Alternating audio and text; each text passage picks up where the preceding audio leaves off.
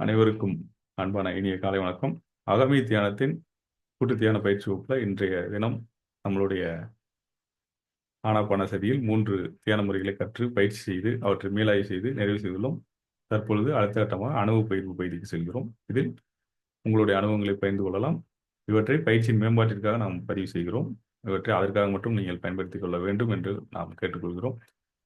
இந்த தகவல்கள் அடுத்தடுத்து இந்த பயிற்சி உங்களுக்கு எப்படி வேலை செய்யுதுன்றதை தெரிந்து கொள்வதற்கு ஃபர்ஸ்ட் ரெஃபரன்ஸாக வச்சுங்க. அதன் அடிப்படையில் அப்படி நீங்கள் உங்கள் பயிற்சியை உள்நோக்கி தேடல் பயணத்தில் முன்னேறி செல்லலாம். அது எப்படி வேலை செய்யும் அப்படின்றத இந்த அனுபவ பயிருக்கு பிறகு நான் சொல்கிறேன். அப்படி தொடர்ந்து எப்படி நீங்கள் பயிற்சியை எடுத்து செல்லலாம் அப்படின்றதை நான் சொல்லிடுறேன். சரி, முதலில் ஐயா ராமமூர்த்தி ஐயா உங்கள்கிட்ட இருந்தே துவங்கிடலாம். வாங்க. ஐயா வணக்கங்க. வணக்கங்க. எனக்கு இயல்பான 5:50க்கு துவங்கினேன் தியானத்தை. அதுக்கப்புறமா நான் முடிச்சது பார்த்தா நீங்கள் குரல் வழிகாட்டு முடிச்சுட்டு நீங்கள் ஸ்பீச் கொடுத்துட்டீங்க. எனக்கு தெரியல, நான் அப்படியே இன்னும் தொடர்ந்து பேசிட்டே இருக்கிற மாதிரி இருக்குது அப்படின்ட்டு கவனிச்சு தான் அப்புறமா 6:18க்கு நான் தியானத்தை முடிச்சுட்டு வெளியே வந்தேன். இயல்பான சுவாசத்தை கவனிக்கிறதுலையும் சுவாசப்பாதை கவனிக்கிறதுலையும் எனக்கு எந்த இதுவும் இல்லை. வெப்பநிலையை மட்டும் என்னால் உணர முடியல, விரல் வச்சு தான் உணர முடிஞ்சுது, இயல்பாக உணர முடியல. அதே மாதிரி கொஞ்ச நேரம் ஒரு சமீபத்திய கடந்த கால எண்ணங்கள் ஒரு 5லேருந்து 7க்குள்ளே வந்து போச்சு. அதுக்கப்புறமா நான் விழிப்பு நிலையில் தான் இருந்தேன். ஒரு உங்களதும் கேட்குது, என்னமோ எனக்கு எங்கேயோ இருக்கிற மாதிரி ஒரு ப்ரெசன்ஸ்லேயும் இருக்குது, தூங்கலைன்னு தெரியுது, அதே சமயம் அந்த இதாகவும் இருக்குது. இந்த மாதிரி அனுபவம் தான் இருந்தது. எனக்கு கொஞ்சம் என்னை மீறி கொஞ்சம் அசந்த மாதிரி தெரியுது, அவ்வளோதாங்க. சரிங்க, மிக்க நன்றி.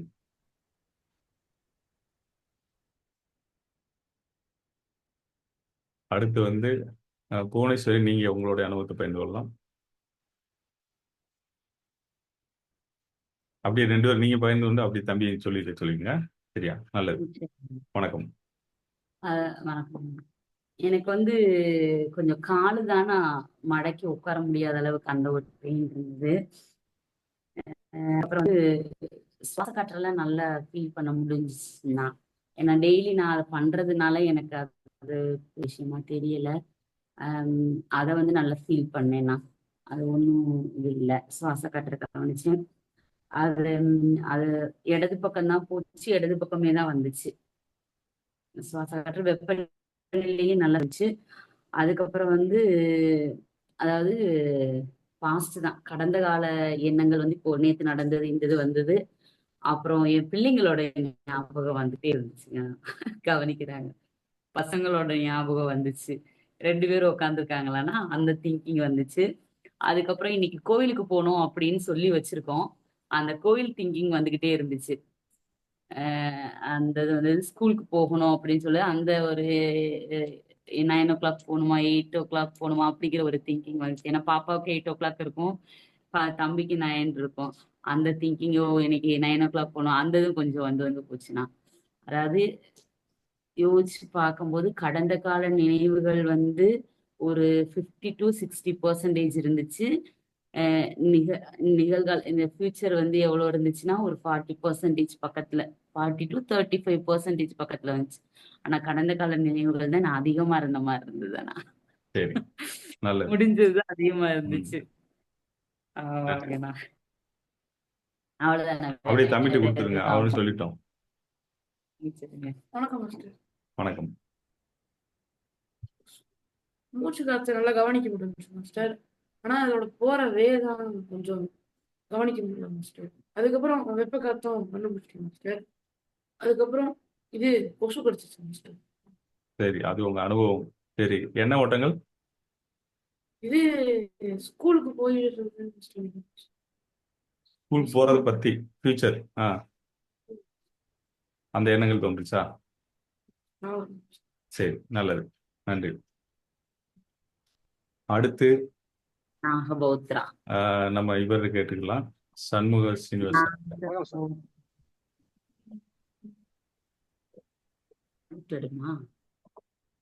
வணக்கம்.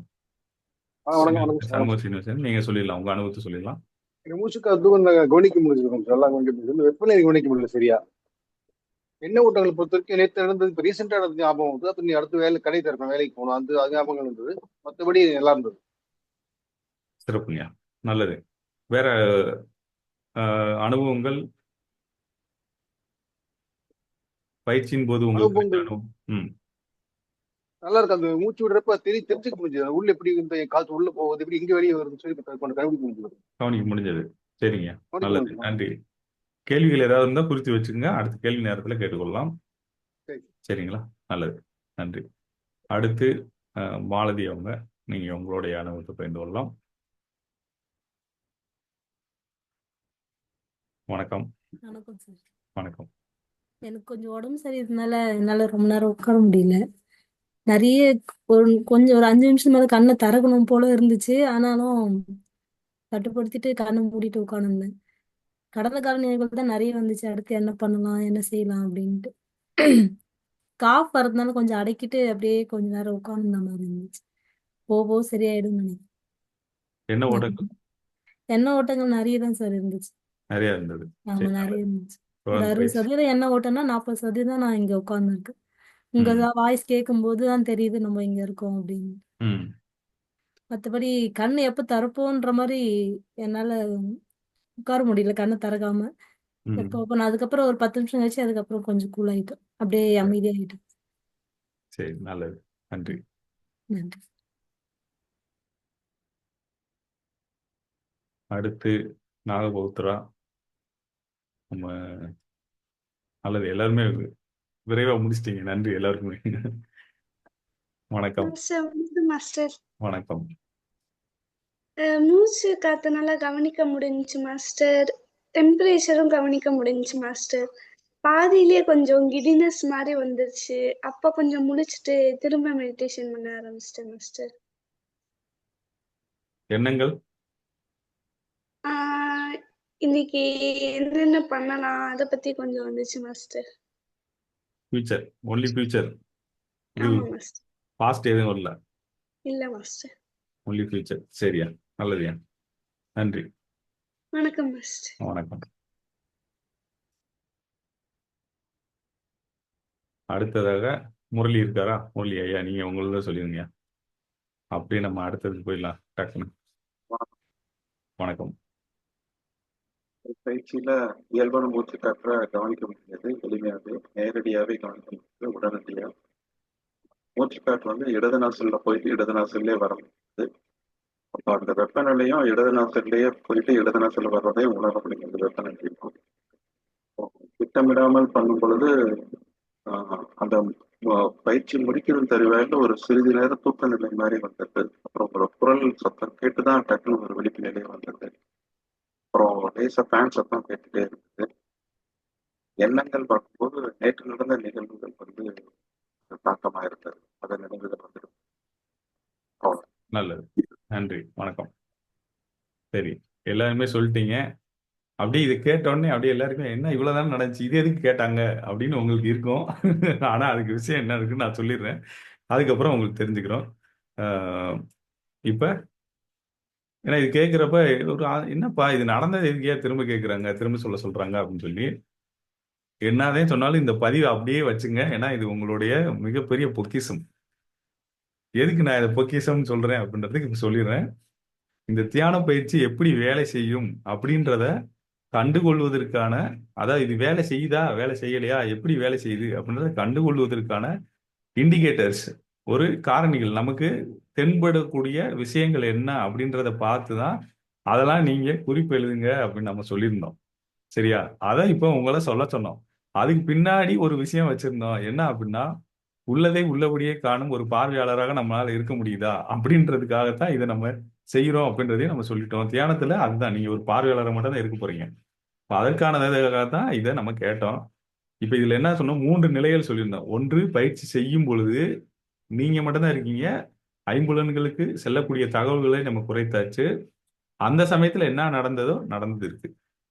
அடுத்து 2வது, பயிற்சி விட்டு முடிச்சு வந்துட்டீங்க, அதை நீங்களே நடந்ததை உங்களுக்கு நடந்ததவே நீங்களே எழுதுங்கன்னு சொன்னோம். அப்பையும் நீங்க மட்டும்தான் இருக்கீங்க. அந்த சமயத்துல உள்ளதை உள்ளபடியே காணும் ஒரு பார்வையாளரை உங்களால பதிவு செய்ய முடியுதா அப்படின்னு பார்த்தோம். பார்க்க முடியுதா அப்படின்றது, அதை எழுதுறது வந்து ஒரு பதிவு செய்ததுதான். இப்ப இதுலயும் நீங்க மட்டும்தான் இருக்கீங்க. ஆனா என்ன செய்றீங்க? விழிப்பு நிலையில இருக்கீங்க. ஐம்புலன்களும் விழிப்பு நிலையில இருக்கு. அப்படின்னா என்ன அர்த்தம்? 5 சென்சஸ் அதுக்கு போகக்கூடிய தகவல்கள் வந்து இப்ப ஆக்டிவா இருக்கு. அந்த சமயத்துல உங்களால உள்ளதை உள்ளபடியே பார்க்க முடியுதா அப்படின்னு பதிவு செய்ய சொன்னோம். அடுத்து இப்ப அதுக்கு 3வது ஸ்டேஜ்ல நீங்க அனுபவத்தை பகிர்ந்து கொள்ளுங்கன்னு சொன்னோம். இப்ப நீங்க பகிர்ந்து கொள்ளும் பொழுது விழிப்பு நிலையில தான் இருக்கீங்க. ஆனா ஒரு சிக்கல் என்னன்னா, உங்களை சுத்தி நிறைய பேர் இருக்காங்க.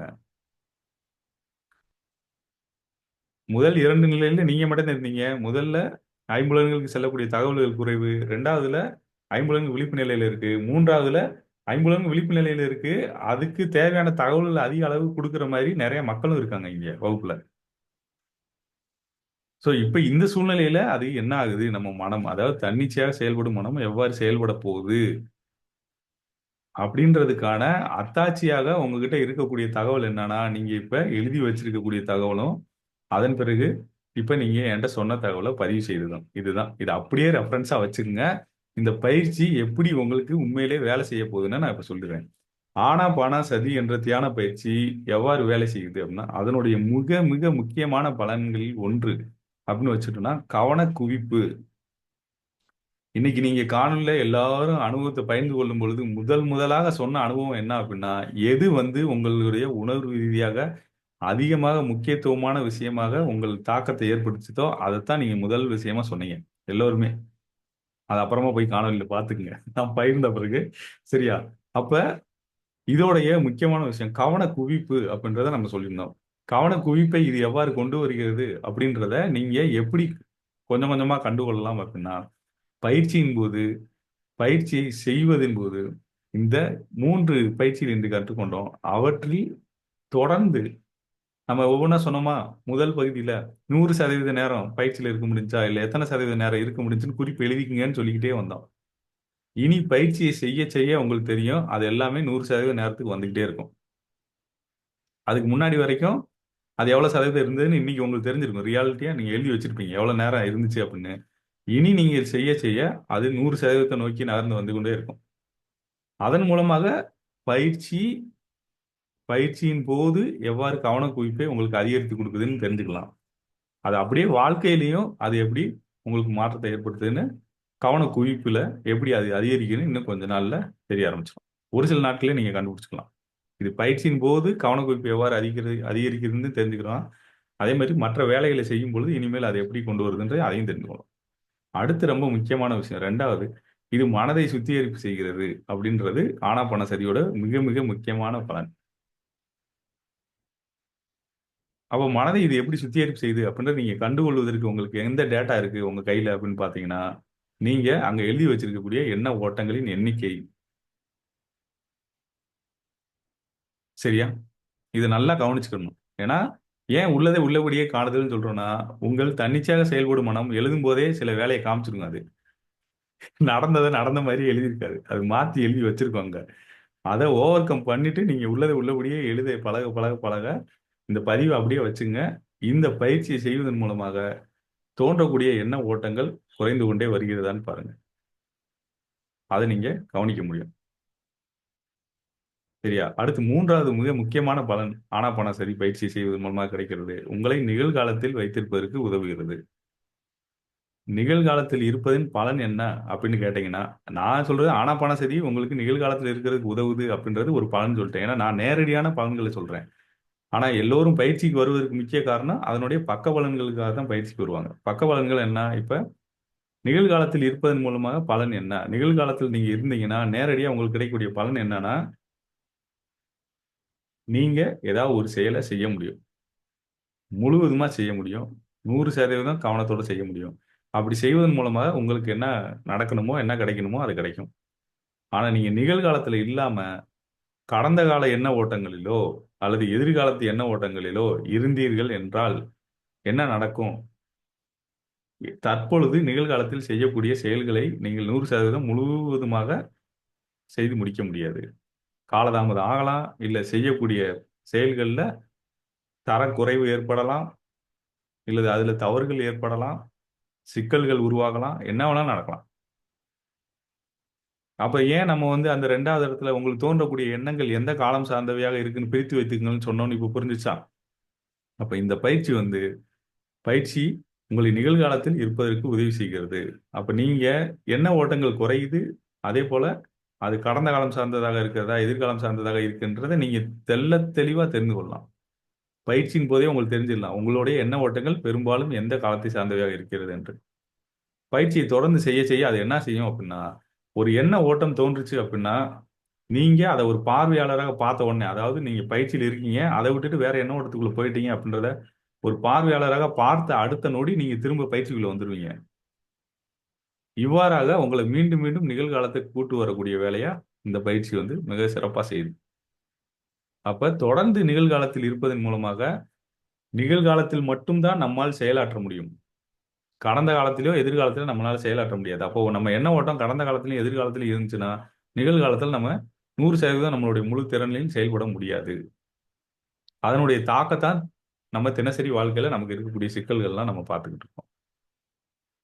அப்ப 3வது முக்கியமான பலனாக உங்களை நிகழ்காலத்தில் இருப்பதற்கு ஆனாபானசதி மிகப்பெரிய அளவில் உதவி செய்யுது. அடுத்து ரொம்ப முக்கியமான விஷயம், இந்த பயிற்சியை சிறந்து செய்வதன் மூலமாக, தொடர்ந்து பயிற்சி செய்வதன் மூலமாகவே உங்களுக்கு விபாசனா என்ற தியான பயிற்சியை செய்வதற்கு மிகப்பெரிய அளவில் இது உதவிகரமாக அடித்தளமாக அமையுது. விபாசனா ஒரு தியான முறையில் மிக முக்கியமான தியான முறையாக அனைவராலும் தேடி கற்றுக்கொள்ளக்கூடிய ஒரு பயிற்சி முறையாக இருக்கு. அதை நம்ம 3 நாள் பயிற்சி வகுப்புல, 5 நாள் பயிற்சி வகுப்பு, இல்லை 10 நாள் பயிற்சி வகுப்புல கற்றுக் கொடுக்குறோம். அதையும் நீங்க கத்துக்கிற விருப்பம் இருக்குன்னா கத்துக்கலாம். சரி, இப்போ இதை நல்லா பயிற்சி செய்யுங்க. ஏன்னா இதுல நீங்க தயாரா ஆன பிறகுதான் அதுக்குள்ள போய் செய்யறது உங்களுக்கு இன்னும் எளிதாக கைகூடும். அப்ப நம்மளுடைய வேலை என்ன ஆச்சு அப்படின்னா, இந்த இடத்துல நிகழ்காலத்தில் இருப்பதற்கு இது நம்ம கொண்டு வருது, மனதை சுத்திகரிப்பு செய்கிறது, அதே போல் கவன குவிப்பை அதிகரிக்கிறது. மேலும் இந்த பயிற்சியை செய்யறதுக்கு இன்னும் ஏன் காரணம் வேணும்னு என்கிட்ட கேட்டீங்கன்னா, இது ஒரு தற்சார்பான பயிற்சி.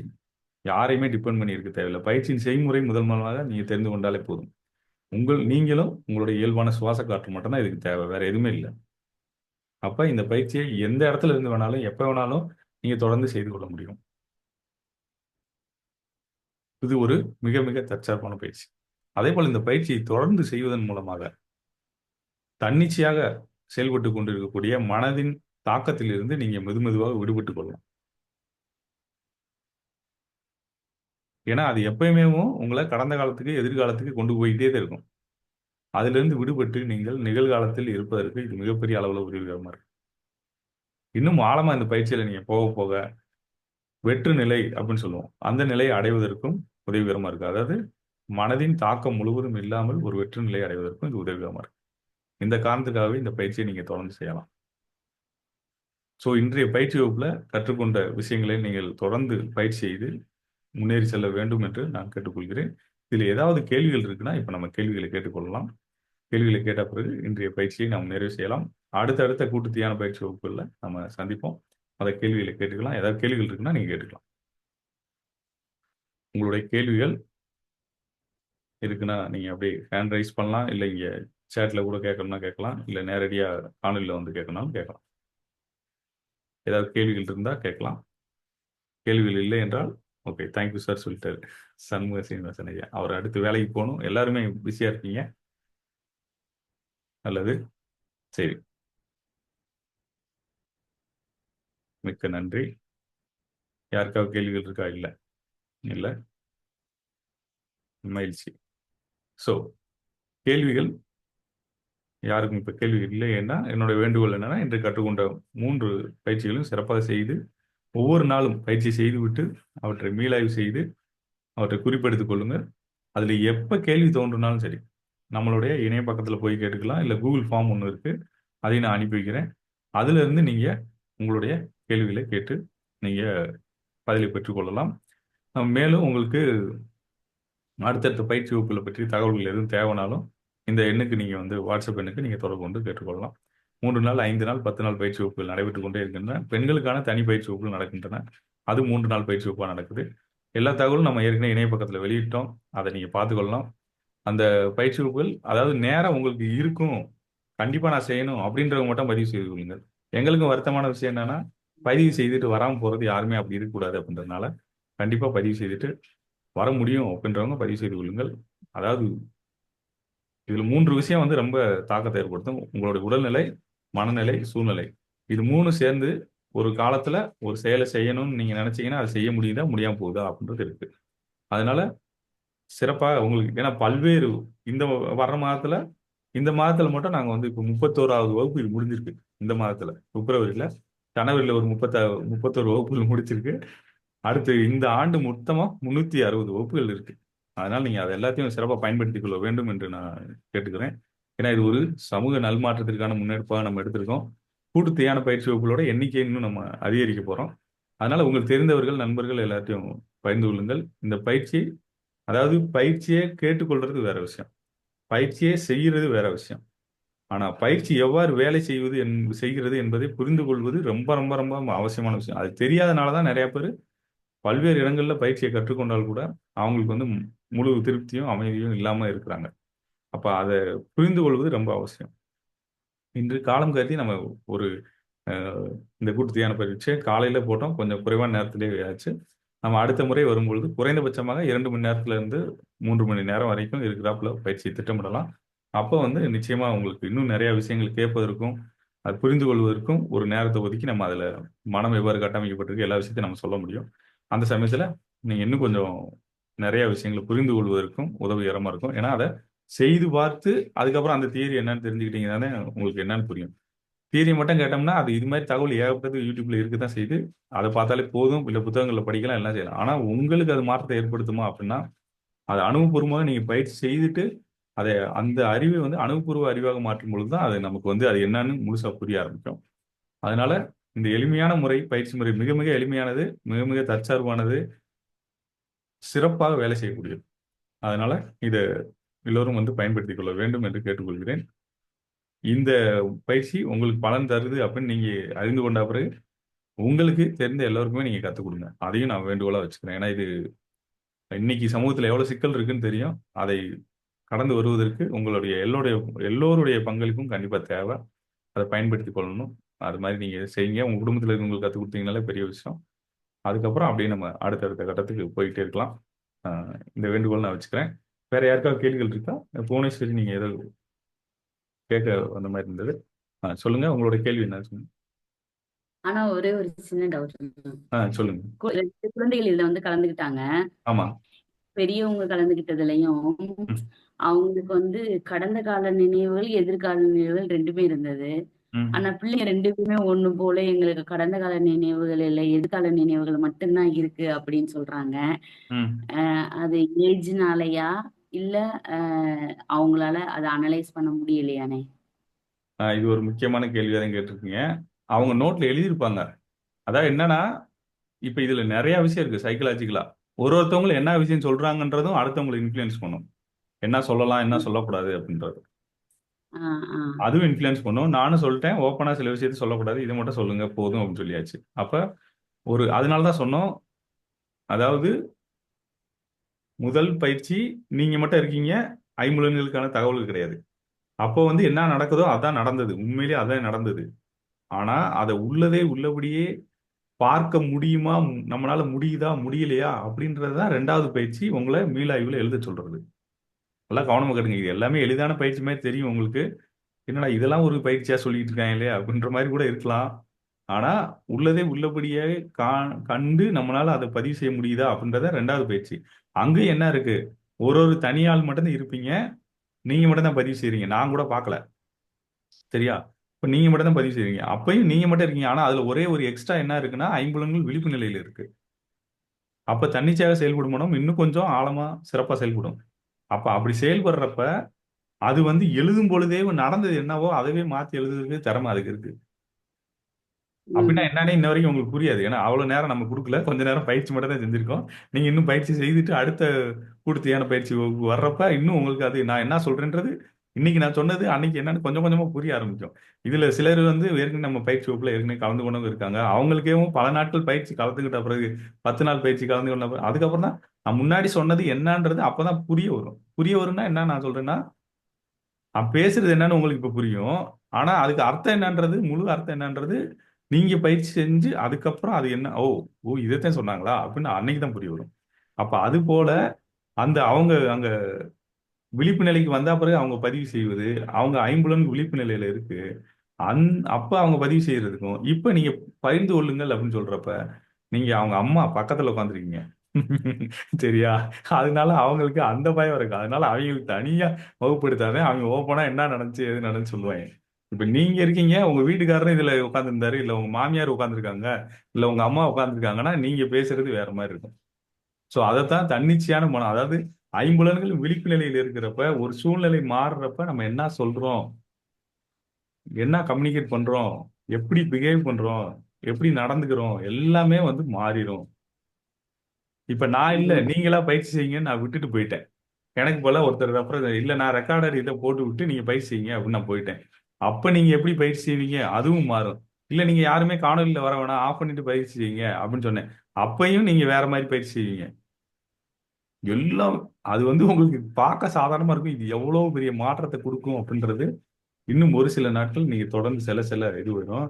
அதனால இன்னைக்கு அவங்க என்ன சொன்னாங்களோ அது சொன்னது அதை நீங்க உள்ளுக்குள்ள போய் ஆராய்ச்சிலாம் எதுவும் செய்ய வேணாம். அவங்க சொன்னது கேட்டுக்கிட்டாச்சு. அதே உள்ளதே உள்ளபடியே காண்பது, அவ்வளவுதான். எனக்கும் தெரியும் யார் யாருக்கு என்ன ஆயிருக்கும், என்ன சொல்றீங்க, என்ன சொல்லாம சொல்றீங்க, எல்லாமே எனக்கும் ஒரு தகவலா கிடைக்கும். இருந்தாலும் வந்து நம்ம அதை குறிப்பிட்டு திரும்ப இது பண்ணாம, ஏன் திரும்ப எழுதுங்கன்னு சொல்றோம்னா, எழுத அவங்களுக்கே தெரிய வந்துடும். ஓ, இத்தனை நாளா நம்ம அப்படி எழுதியிருக்கோம், இப்படி எழுதியிருக்கோம் அப்படின்னு அவங்களுக்கே கொஞ்சம் நாள்ல புரிய ஆரம்பிச்சிடும். அதனால மீளாய்வு செய்வதை எப்பொழுதும் நிறுத்தாதீங்க, தொடர்ந்து பயிற்சி செய்யுங்க. சரியா? ஓகே. அதை பண்ணலாம். இது வந்து நீங்க ஒரு தாயா இருக்கிறதுனால உங்களுக்கு ஒரு கேள்வியா தோணுது. ஓ, என் பிள்ளைகளுக்கு என்னப்பா 2 பேருக்குமே எதிர்காலம் மட்டும் தான் தோணியிருக்கு, எனக்கு இது பாஸ்ட் தோணுச்சு, இவங்களுக்கு தோணலையா அப்படின்னு. ஆனா அவங்களுக்கு என்ன நடந்துச்சு அப்படின்னு சிலருக்கு பயிற்சியை விட்டு வெளியே வந்தோடனே சொல்றதுக்கு தெரியாது. எப்ப டைம் ஆயிடுச்சு, சொல்றது இப்ப 8 மணிக்கு கிளாஸ் ஸ்கூலுக்கு போகணுமே, அந்த பரபரப்பு இருக்கனால அது அதிகமான தாக்கத்தை ஏற்படுத்திட்டு இருக்கும். வேற ஒண்ணும் இல்லை. அப்ப நான் அதனாலதான் ஒரு வார்த்தையை ஆரம்பத்திலே சொன்னோம், எல்லாருமே அனுபவத்தை பகிர்ந்து கொள்ளும் பொழுது எது உங்களுக்கு அதிகமான உணர்வு ரீதியா தாக்கத்தை ஏற்படுச்சோ அந்த விஷயத்தை தான் சொன்னீங்க அப்படின்னு நான் ஒரு விஷயத்த சொன்னேன். அப்ப என்ன அர்த்தம்? எல்லாரோடைய சொல் பேச்சையும் நான் கேட்டிருக்கேன், கேட்டு அதை கவனிச்சு என்ன நடந்திருக்கும் அப்படின்றத நான் சொல்லியிருக்கேன், அவ்வளவுதான். சோ அவங்களுக்கு அது இருக்கும். நன்றி. இது ஒரு முக்கியமான கேள்வி. நீங்க ஒன்றும் கவலைப்பட தேவையில்லை. நீங்க பயிற்சி செய்யுங்க, உங்களுக்கு என்ன நடந்துச்சோ அப்ப அது உங்களுக்கு நடந்தது, அவங்களுக்கு என்ன நடந்துச்சோ அது உங்களுக்கு நடந்துச்சு. சரியா? நன்றி. ஆனா அதே மாதிரி குழந்தைகளுக்கான பயிற்சி நீங்க சொல்லி தனிப்பட்ட முறையில போடலாம். சம்மர்ல போடலாம், நிறைய போடலாம். ஒரு 10 நாள் வகுப்பு கூட அவங்களுக்கு போடலாம். பெற்றோர்கள் நிறைய பேர் விருப்பமா இருக்கீங்கன்னா நீங்க கொடுக்கலாம். அது ஒன்றும் பிரச்சனை இல்லை. நீங்க நிறைய பேர் கொடுத்தீங்கன்னா நம்ம எடுக்கலாம், ஒன்றும் பிரச்சனை இல்லை. ஏன்னா இப்ப ஆனா பெரியவங்களுக்குதான் எடுக்கணும், அவங்கதான் பெரிய சிக்கல்ல இருக்காங்க. குழந்தைகளுக்கு அடுத்த கட்டத்துக்கு போகணும், கண்டிப்பா போயிட்டே ஆகணும். ஸ்கூல்ஸ்க்குலாம் போகணும், காலேஜுக்குலாம் போகணும், எல்லாரும் போயிட்டே ஆகணும். உண்மையிலே பெரிய ஆனா பிரச்சனை இருக்கு. குழந்தைகளுக்கு வந்து மார்னிங் டைம் போட்டீங்கன்னா கொஞ்சம் இதா தானே இருக்கும், பெட்டரா இருக்கும். 5 கண்டிப்பா o'clock அந்த மாதிரினா கொஞ்சம் இயர்லியா அவங்ககிட்ட எழுந்துச்சு. கேட்போம். அவங்க 5 o'clock அவன் எந்திரிக்க மாட்டாங்க. அது ஆனா சம்மர் எப்பவுமே ஹாலிடேஸ்ல தான்.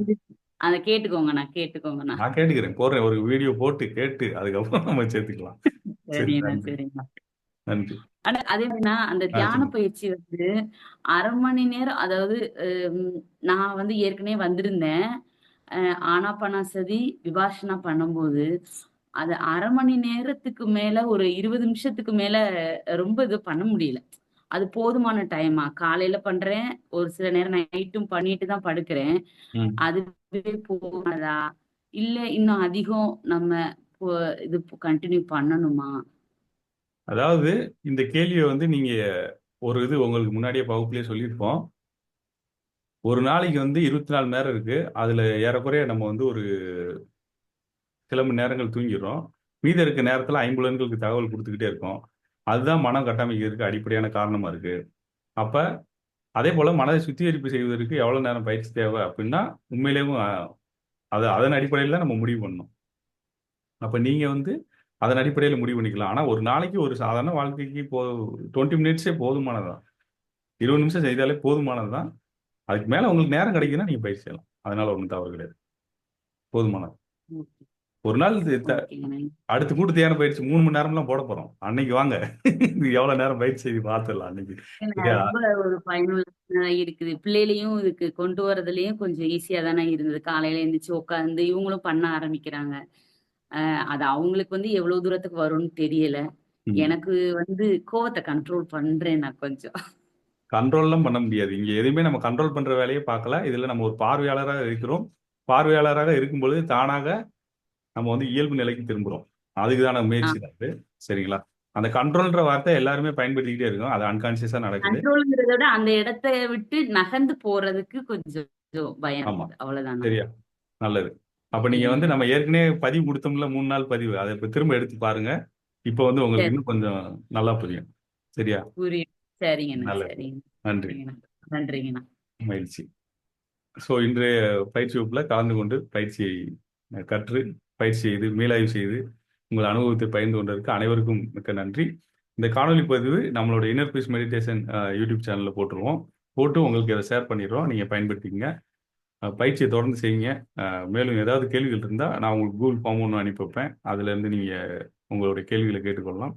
அடுத்தடுத்த பயிற்சி வகுப்பில் கலந்து கொள்வதற்கு நம்ம இன்னர் பீஸ் மெடிடேஷனுடைய குரூப் மெடிடேஷனுக்குன்னு தனியாக ஒரு லிங்க் கொடுத்துருக்கோம். அதில் ரெஜிஸ்டர் பண்ணிட்டீங்கன்னா அதில் எளிதாக மீட்டிங் போட போட உங்களுக்கு அப்டேட் வந்துக்கிட்டே இருக்கும்.